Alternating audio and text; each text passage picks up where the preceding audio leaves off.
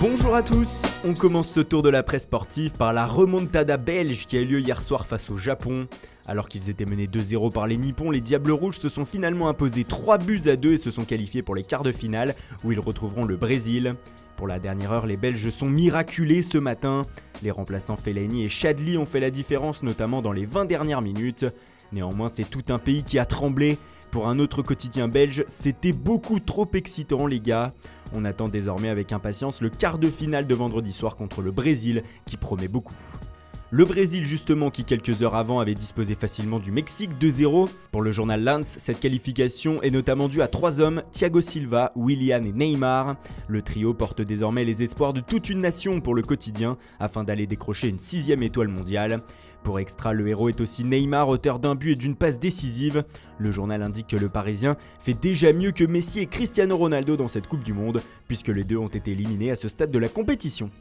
Neymar qui fait la une de beaucoup de quotidiens européens ce matin, en Catalogne notamment où le journal L'Esportiu indique avec cette photo du Brésilien porté en triomphe par Paulinho que certains n'échouent pas, une manière de piquer la sélection espagnole qui n'a pas réussi à franchir le cap des 8e de finale.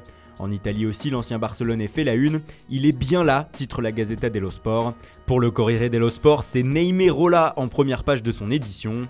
Cependant, le journal italien met un petit bémol à la prestation de Neymar. Le Brésilien s'est fait remarquer en seconde mi-temps lorsqu'un Mexicain lui a marché sur la cheville. Le Parisien est alors longuement resté au sol en se tordant de douleur. Le Times aussi revient sur cet épisode dans ses pages intérieures, puisque le sélectionneur et les joueurs du Mexique se sont beaucoup plaints du comportement de la star brésilienne. En vain, c'est le Brésil qui verra les quarts de finale. Les Mexicains qui pour la presse ont encore laissé passer leurs rêves. Comme lors des précédentes éditions de la Coupe du Monde, la tri a échoué en 8e de finale.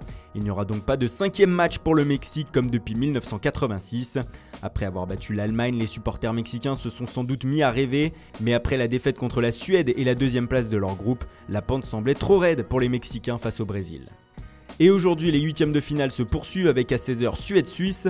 Et pour la presse scandinave ce matin, ce match est la rencontre la plus importante de la Suède depuis 12 ans et la Coupe du Monde 2006 en Allemagne. C'est la dernière fois que les Suédois ont atteint ce stade dans une compétition internationale.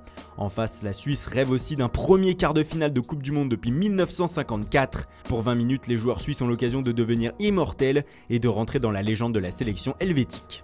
Et les 8e de finale se termineront ce soir à 20h par le duel entre la Colombie et l'Angleterre. Tout le royaume anglais fait ce matin reposer ses espoirs sur un homme, Harry Kane. Comme le prouve la une du Sun, tous les médias encouragent leur attaquant vedette. Allez Kane, lâche le tabloïd. Il est temps de délivrer la sélection de la malédiction qui la touche depuis 1966, clame aussi le Mirror qui affiche lui aussi Kane sur sa une.